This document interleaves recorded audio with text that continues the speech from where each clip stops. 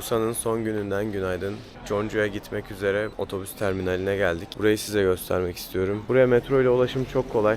Nopo durağında iniyorsunuz metroya bindikten sonra. Nopo durağında indikten sonra bus terminal tabelalarını takip edip bu bölüme geliyorsunuz. Bu bölüme geldikten sonra da burada gördüğünüz bu şekilde ticket ofislerden nereye gitmek istiyorsanız o bileti alıyorsunuz. Kore'de ulaşım çok kolay. Mesela saat şu an 10:40. Biz 11 otobüsüne bilet bulabildik. O yüzden önceden rezervasyon falan herhangi bir şeye gerek yok. Ayrıca burada kafeler, restoranlar, her şey mevcut. Halbuki burada bir balık keki buldu. Hemen 2 dakika boş bırakmaya gelmiyor.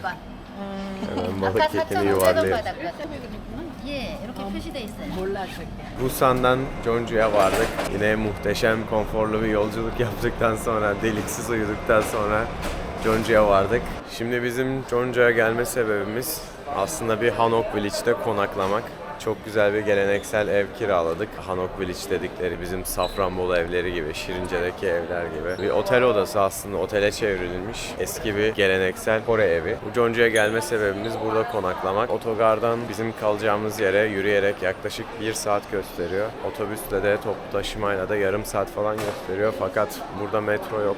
2 tane de büyük valizimiz olduğu için otobüsler bizi alır mı almaz mı konusunu tartışıyoruz. Muhtemelen taksiye bineriz ama bakalım. Otobüsten indiğimiz katın bir üst katına çıktık. Gate 3'ten çıktığımızda bir Tourist Information bölümü var tam olarak burada. Buradan merhaba dedikten sonra ücretsiz bir şekilde Jeonju haritası alabilirsiniz. Ve ayrıca çok tatlı insanlar. Bir tane Jeonju gezi haritası aldık ücretsiz bir şekilde ve ayrıca burada ne yenir ne içilir haritasını da verdiler. Food map. Harika bir şey oldu yani. Bunu belki daha önce söylemişimdir ama gittiğiniz ülkelerde Türkiye için de geçerli. Bu Tourist Information bölümlerini görürseniz bu tarz broşürler, haritalar alabilirsiniz. Bu da sizin seyahatinizi çok fazla kolaylaştıracak bir etmen olur. Şimdi kalacağımız yer olan Hanok Village'in girişindeyiz. Tourist Information'dan çıktıktan sonra otobüs durağını bulduk. Otobüs durağında çok uzun süre bekledik. Yarım saat kadar otobüs gelmeyince biz de oradaki esnafa sorduk doğru yerde mi bekliyoruz diye. Doğru yer olduğunu teyit etti fakat çok uzun süre gelmeyince taksiye binmek istedik. Yoldan taksiyi durdurduk. Hanok Village'e araç girişi şu an için ziyaret saati olduğu için yasakmış. Biz de o yüzden Hanok Village'in kapısında inmek zorunda kaldık. Fakat 5 dakika yürüme mesafesi kaldığımız yer. Şu an Hanok Village'in içindeyiz. Zaten arkamda da bu yapıları görebiliyorsunuz. Yine bu şekilde kıyafetler, geleneksel kıyafetler giymiş insanları görebiliyorsunuz. Taksi de biz pahalı olur diye otobüsü tercih etmiştik. Fakat taksi de buraya yaklaşık 12 dakikalık bir seyahat süresinden sonra 5600 yazdı. 5600 won. Siz videoyu izlediğiniz günün kuruyla hesaplayabilirsiniz. Kapıda indik. 5600 won tuttu. Ben 10.000 verdim şoföre. Fakat o bana geri para üstü olarak 5.000 verdi. Yani bizde olsa 4.000 verilir. Düz hesap 6.000 alınır. Onlar Koreliler böyle iyi insanlar oldukları için şoför 5.000 lira aldı bizden. Şimdi kalacağımız yere doğru yürüyoruz. Burası çok tatlı bir yer gibi görünüyor. Daha girişindeyiz fakat çok eğlenceli bir yere benziyor. Araştırmalarımızın sonucunda bu Jeonju'da çok fazla gezilecek yer olmadığını fark ettik. Ama zaten buraya geliş amacımız bu köydü. Burada kalmaktı, bu tecrübeyi yaşamaktı. O yüzden bakalım gittiğimizde otelimiz nasıl? Şimdi tam buradan geçerken kalacağımız yeri arıyorduk ve eşim bir anda şu kapının üstünde benim ismimi gördü. Yani bırakın oteli bulmak, odayı bulmak bile bu kadar kolay oldu. Kalacağımız yer burası. Çok tatlı. Girişi bu şekilde. Bakalım içerisi nasıl. Şimdi kapının üzerinde şifre yazıyordu. Direkt içeri girdik ve baktık ki resepsiyon falan hiçbir şey yok. Burada Vietnamlı turistler vardı. Onlara sorduk resepsiyon yok mu diye. Yok direkt gireceksiniz odanıza dedi. İsmimizin yazdığı odaya lap diye bir giriş yapacağız şimdi. Tabii ki ayakkabısız giriliyor bu odalara ve şu an çok heyecanlıyız. Halbuki kapıyı açıyor. Bir kapı daha çıkıyor. Vay. Böyle küçük bir oda. Otel dediğimize bakmamak lazım. Sadece yatmak için tuttuğumuz bir yer burası. Zaten Hanok Village'lerdeki bütün odalar bu şekilde geleneksel olduğu için. Neyimiz var? Hemen girmişken odayı tanıtalım. Bir tane televizyon, bir tane şöyle yerde sehpa var. Ve şurada yatağımız var. Geleneksel olarak yerde yattıkları için her akşam burada yatağımızı yapıp burada uyuyacağız. Bu şekilde de bir penceremiz var. Tuvaletimize bakalım. Evet, bir tane tuvalet, bir tane lavabo ve duş alacağımız yer. Hepsi bir arada. Aç bakalım kollarını. Hop Buradan Çok devam edeyim. Evet, 3 kol. 3 kol değil bak. Bu kolu 2,5 kol. Çok güzel bir yer. Çok tatlı bir yer. Manzaramız da bu şekilde. Jeonju'da ilk günümüz. Az önce otelimize girdik. Hemen bir duş aldık. Kendimizi dışarı atıverdik. Burası harika ötesi bir yer. Muhteşem bir Hanok Village'deyiz. Çok güzel yerler var. İnsanlar cıvıl cıvıl, çok kalabalık. Çok güzel restoranlar var. Hepsi bu şekilde eski yapılardan çevrilmiş yerler. Ayrıca böyle geleneksel kıyafet kiralayıp gezebiliyorsunuz. Fotoğraf çektirebiliyorsunuz. Amcaya bak. Haçla gezen bir Koreli amca görüyoruz. İsa'yı canlandırıyor olsa gerek.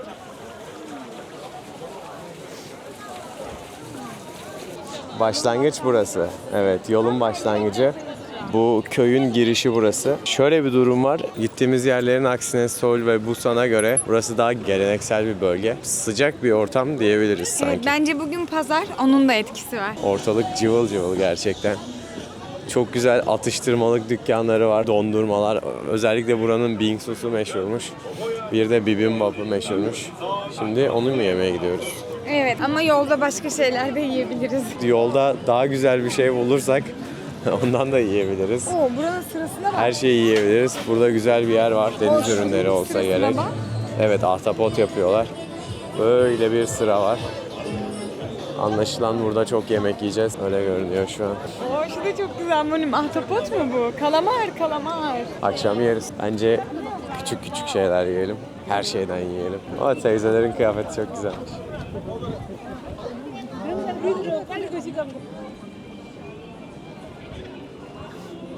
Yapraklar da dökülüyor.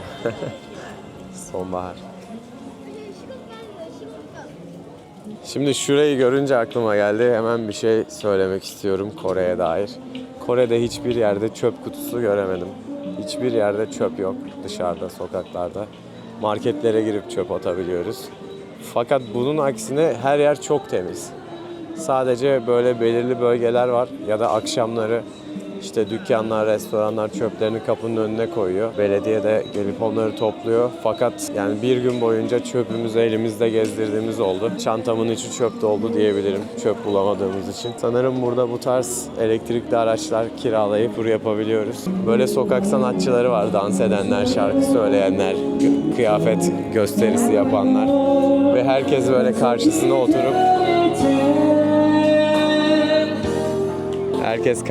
oturup onları saatlerce dinleyip izleyebiliyorlar.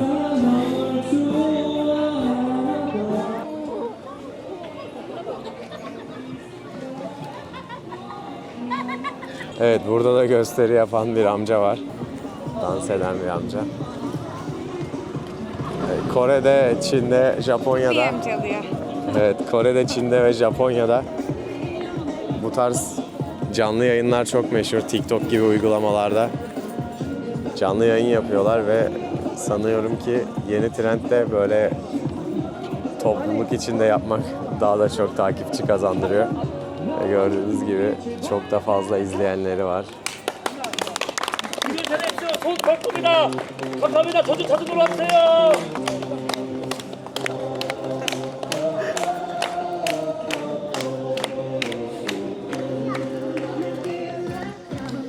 Çok iyi.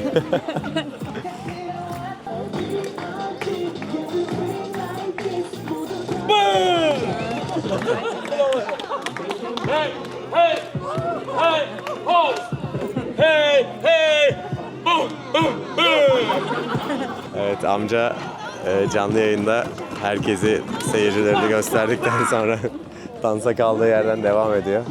Biz de bu güzel dansın ardından gezmeye devam ediyoruz. Biraz değişik. Biraz değişik ama bence eğlenceli. Sonuçta insanlar bir şeylerle uğraşıyorlar. Bir şekilde bir şeyin ucundan tutmaya çalışıyorlar. Bu benim hoşuma gidiyor nedense. Her yerde hanbok giymiş insanlar. Bunları kiralıyorlar. Az önce sorduk 2 saatlik kiralama 15.000 won dedi. Kilise de çok güzel görünüyor bu arada. Wow, Girişi de çok kilise güzel. harika görünüyor. Değişik bir kilise tarzı var bence Kore'de. Evet. Şimdi Jeonju'da çok fazla destinasyon yok fakat biz bu kalacağımız yeri çok beğendik internette gördüğümüz zaman. O yüzden burada 2 gece kalmak istedik. Gidince de bakarız dedik ne var ne yok. Şimdi galiba sonuna geldik bu Hanok Village'in. Aslında Yiyecek bir şeyler caddenin arıyoruz. sonuna geldik. Çok büyük bir alan. Yani buradan oluşmuyor. Kocaman bir alan. Evet, kocaman bir alan. Yani biz bir caddenin başından başladık. Dümdüz yürüdük sonuna kadar. Muhtemelen ana cadde olsa gerek. Ben de öyle düşünüyorum. Ya da tam Büyük ortası. bir caddeydi. Evet. Yani bolca zamanımız var. Böyle bir restoran bulduk şimdi. Buraya girelim dedik.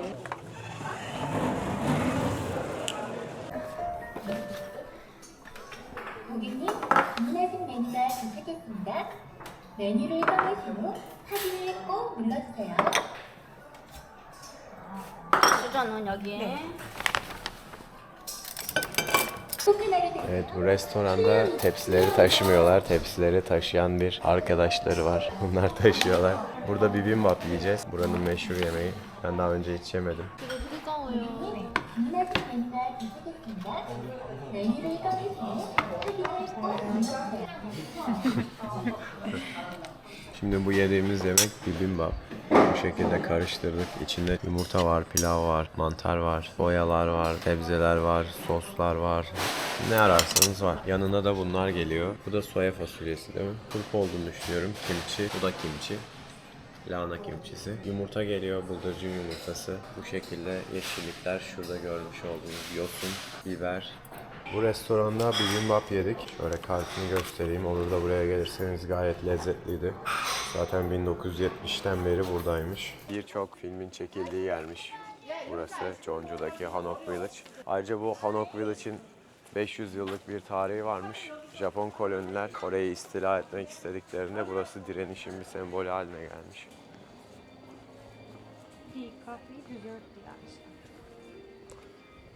Karşıda çok güzel bir kapı gördük. Bu kapının adı Pangamun Kapısı. Karşımıza çok güzel bir Kore mimarisi çıkıyor. Yer yer Kore'de gezerken böyle şehir içinde kapılarla karşılaşabiliyoruz. Bazıları sarayların kapısı olabiliyor, bazıları eski şehirlerin kapıları olabiliyor. Şu an akşam olduğu için tabii ki kapalı. Yarın gündüzden tekrar geliriz.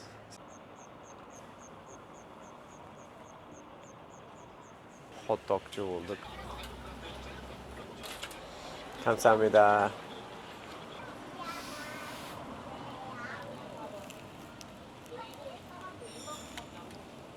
Bu Pungnamun kapısının hemen önünde böyle oturan bir kadın heykeli gördük. Omuzunda bir kuş var ve ifadesiz bir şekilde karşıya bakıyor. Yanında da bir sandalye var. Burada da yazdığına göre Japon kolonilerin burayı istilasında kadınlara yapılan cinsel saldırılar, cinsel istismarları anmak amacıyla bu heykel buraya yerleştirilmiş. Aslında şu an saat 7'yi 20 geçiyor fakat birçok yer kapatmaya başladı. İnsan da çok azaldı. Yaklaşık 2 saat önce çok fazla insan vardı ama bir anda insanlar evlerine dönmeye başladılar.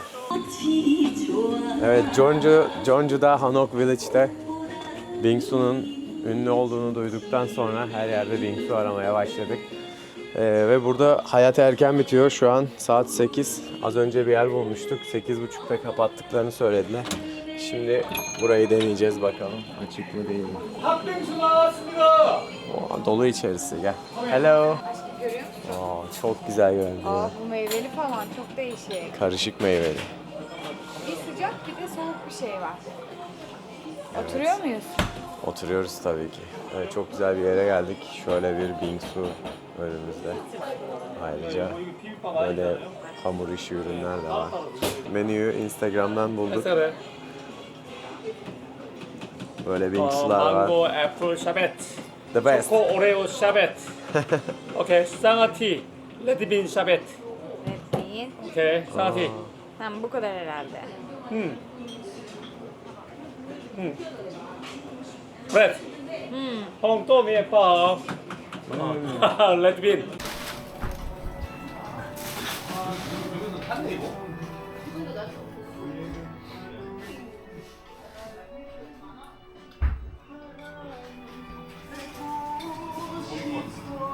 애플 망고 빙스, 터키 브라더, Turkey brother. Korean brother. 코리안 브라더. 오케이. Thank you. 감사합니다. İşte bingsu'nun babası. Perfect. 샤벳 I make. Wow. 오케이. 프리트, Oh, no mic. Buranın patronu çok eğlenceli bir adam. Diyor ki bunun mangonun püresini de ben yapıyorum diyor. Mangonun şerbetini de ben yapıyorum diyor. Ama maalesef mangoyu ben yapamıyorum diyor. Çok renkli bir kişilik. Zaten dükkanı da kafesi de çok renkli. Her yerde bir şey görmek mümkün. Kore'ye geldiğimizden beri Seul'de ve Busan'da birçok yerde bu bingsu'yu denedik. Fakat gerçekten burada ünlü olmasının bir sebebi varmış. Bu diğer yediğim bingsu'lardan çok farklı ve harika bir tadı var. Patron bizi çok sevdi. Turkey Brothers diyor. Turkey Korea Brothers diyor. Ve bize şöyle bir kahve getirdi. Dedi ki bundan birazcık mango ve elma alın. içine Şöyle koyun. katın dedi. Evet. Şerbetinden de şerbet diyor ama ben birazcık da dondurma katacağım. Dondurma da kat. Mango ile elma da kat dedi. Elma da kat dedi. Şimdi de kahveyi Bir de üstüne kahve ekle dedi. Böyle bir dene bak nasıl oluyor. Bu da benim size kıyam dedi. kesin öyle dedi. Dedi. Kıyak demiştir net. Kıyak demedi de işte Turkey Korea Brothers dedi. Dene bakalım. Gerçekten çok güzel. Filtre kahve galiba. Kahveyi de kendisi yapıyormuş. Yani kendisi karıştırıyormuş kahveyi. Özel olarak kendi içtiğim kahve dedi. Değişik Harika değil mi? bir şey oluyor. Harika bir şey oluyor. Buranın sahibi bize bir bardakta kahve ikram etti. Kendi blendinden bir kahve. Bizi çok sevdi. Muhtemelen Türk olduğumuz için Turkey Brother diyerekten bize hem bu kahveden hem de bu kahveden ikram etti. Sağ olsun. Şimdi Aybüke'nin az önce söylediği bir konu vardı. Söylemiştim burada Hristiyan misyonerler çok fazla diye. Ve yolda çevirip işte sizi Hristiyanlığa davet etmek istiyorlar. Az önce bizim de başımıza geldi. Bir tane siyahi bir abla, 2 tane de Koreli teyze bizi hak yoluna çağırdılar. Bizi birazcık hani inançsız gibi gördüler sanki. Çok bunlarla uğraşılmaz dediler herhalde. Sonra bize veda ettiler. Bu mekanda harika bir bingsu yedik. Amca da bizi çok sevdi. Türk olduğumuz için. Şimdi ben bunun ismini göstereceğim size. Olur da yolunuz düşerse burası. İsmi de şu. Nui diye bir kafe buranın ismi. Nui Bingsu. Girişi bu şekilde. Yanında şu restoran var. Diğer yanında şurası var. Tam karşısında da şu bina var. Eğer yolunuz Jeonju'ya düşerse Hanok Village'de burada bir bingsu yemenizi tavsiye ederim. Amcanın bir röportajı vardı. Sanırım hani bingsu ile alakalı bir video çekiminde, bir belgesel gibi bir şeyde burası ziyaret edilmiş. Ayrıca Instagram'da buradan da takip edebilirsiniz. Şimdi akşam bir mekana geldik. Çok fazla seçeneğimiz yoktu zaten. Merkezde bir yer bulduk. Bu pirinç şarabı makgolgi. Bunu denemek istedim. Bunu çalkaladıktan sonra çaydanlığın içine koyuyoruz ve buralara koyup İçiyoruz. buradan Onlar içiyoruz bardak, değil mi? Evet. Buradan geleneksel bir şekilde bu şekilde içiyoruz. İyice çalkaladıktan sonra bu da soğuk. Buz gibi. Arkadaşa sorduk hangisi güzeldir diye. Bunu önerdi bize. Benim favorim bu dedi. Üstünde böyle ayıcıklar, çiçekler, böcekler var. Bakalım deneyeceğiz şimdi. O ağır kokuyor. Biraz şey gibi Biraz kokuyor. daha ağır bir şey. Alkol oranına baksana. Ekşi kokuyor birazcık da. Kokusu bayağı ekşi. Böyle biraz turşu gibi kokuyor sanki değil mi? Tadı öyle değil ama. Daha Ya bunu bir şeye benzetiyorum ama pirinç çıkartamıyorum. şarabı diye geçiyor bu. Yok, kokusunu böyle bir çok bildiğimiz bir kokuya benzetiyorum ama çıkartamıyorum. Şalgama mı benziyor? Yok. Daha böyle ekşimtırak bir şey, turşu gibi. Neyse gel deneyelim bak.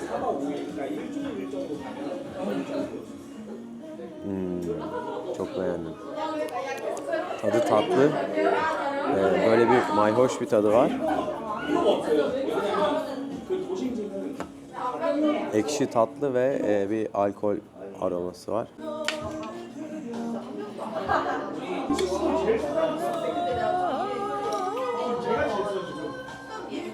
Şimdi restorandan çıktık. Yemek yiyelim dedik akşam saati. Saat 10.30 gibi gitmiştik restorana. Bir şeyler atıştıralım dedik, bir şeyler içelim dedik. Orada 3 tane Koreli arkadaş vardı. Biz daha mekana girer girmez bizimle iletişim kurmaya başladılar. Ondan sonra gitgide muhabbet sohbet derken bize içki ısmarladılar. Yetmedi, yemek ısmarladılar. Yetmedi, bütün hesabımızı ödediler.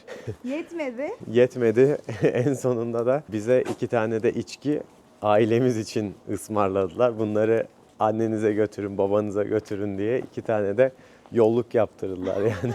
Bu birazcık Asya kültürü. Yani yabancı gördüklerinde Asyalıların böyle bir misafirperverliği oluyor. Yediğini, içtiğini ısmarlıyorlar ya da masasına davet ediyorlar. Beraber muhabbet, sohbet etmek istiyorlar. Böyle bir kültür var yabancılara karşı.